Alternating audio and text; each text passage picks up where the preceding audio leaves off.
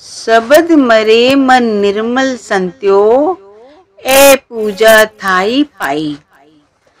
जब शब्द या नाम की कमाई करके हम मन को निर्मल कर लेंगे, ये परमात्मा की असली भक्ति है जो हमें अपने ठिकाने पर पहुंचाएगी।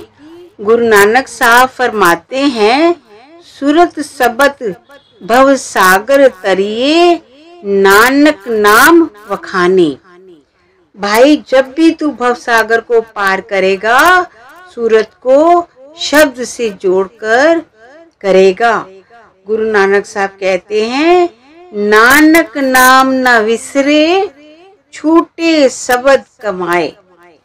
भाई, नाम को तो कभी सपने में भी भुलाने की कोशिश मत करना, क्योंकि जब भी तू देह के बंधनों से छूटेगा, केवल शब्द या नाम की कमाई करके ही छूटेगा। किसी भी महात्मा की वाणी पढ़कर देखें, संत महात्माओं ने केवल शब्द या नाम का ही प्रचार किया है। ये हम दुनिया के जीव हैं। कोई पहाड़ों से बंधा हुआ है, कोई समाधियों से बंधा हुआ है, कोई मकानों, चारपाइयों, चौकियों, कुर्सियों से बंधा हुआ है। हम शब्द के साथ नहीं बंधते। जब तक शब्द से नहीं बंधेंगे, हमारी देह के बंधनों से कभी छुटकारा नहीं हो सकेगा। इससे ज्यादा गुरु अमरदास जी क्या कह सकते हैं। अच्छी तरह इस बात को मन में बिठा लो कि शब्द या नाम की कमाई के बगैर मालिक की कोई भक्ति या पूजा नहीं है। आप सोचें, क्या फायदा हुआ ग्रंथ पोथियों के पढ़ने पढ़ाने का, सत्संग सुनने का, सरोवरों में स्नान करने का, तीर्थ यात्रा का, कान चिरवाने का, जटाएं रखने, भभूत लगाने का, अगर सब कुछ ही हमें शब्द की कमाई करने से मिलना है। गुरु नानक साहब फरमाते हैं, नाम विसार चले अनमार्ग, अंत काल पछताई।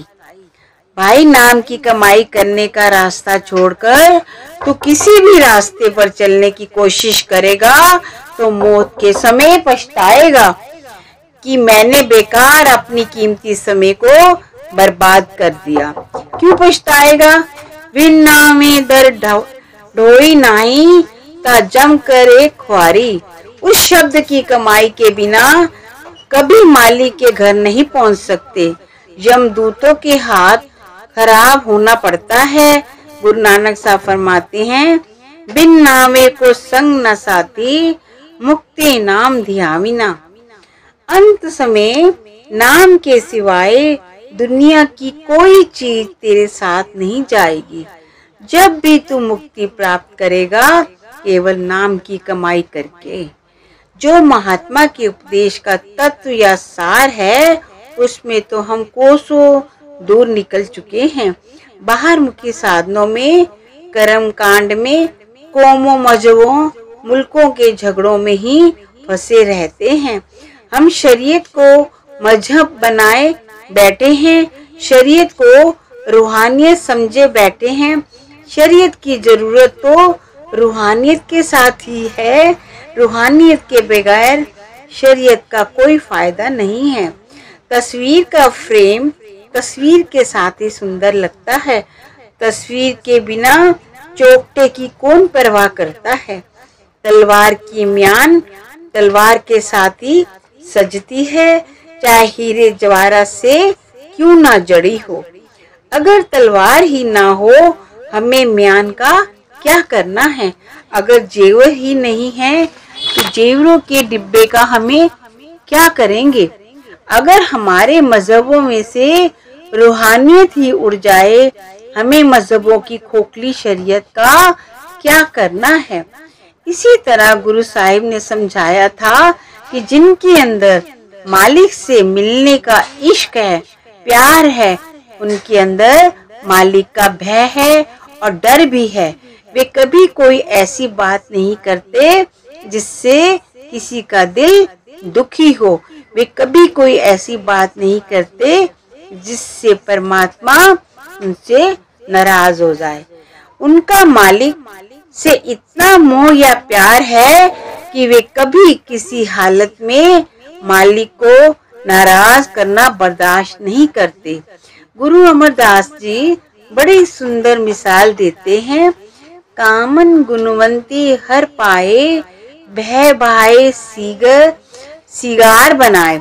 स्त्री पति को हमेशा दो बातों से खुश रखती है।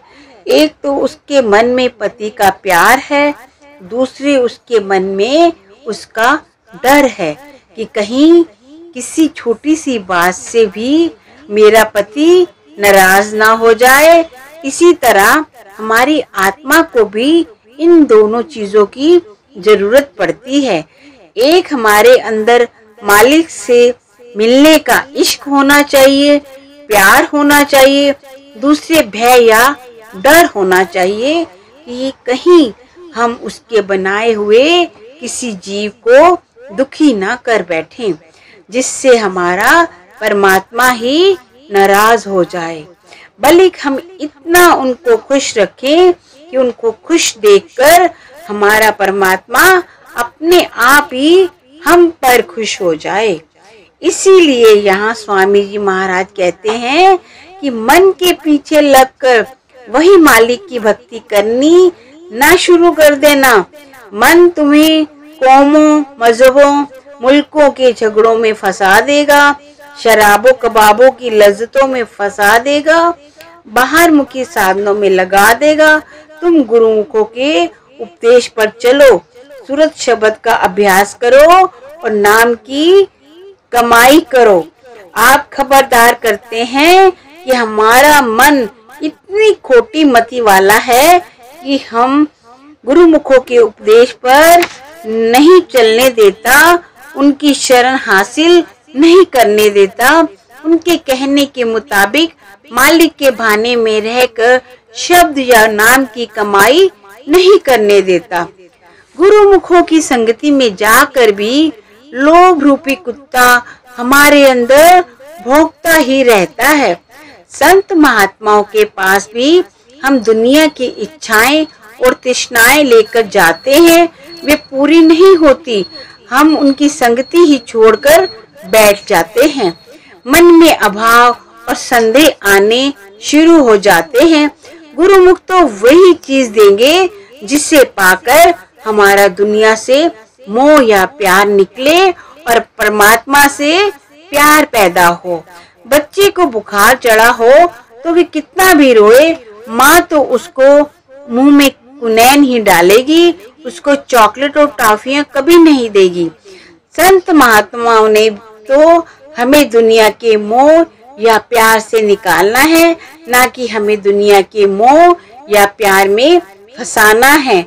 हम इतना इन चीजों के साथ बंधे हुए हैं कि संतों के दरबार में जाकर भी हम दुनिया की ही ख्वाहिशें करते हैं।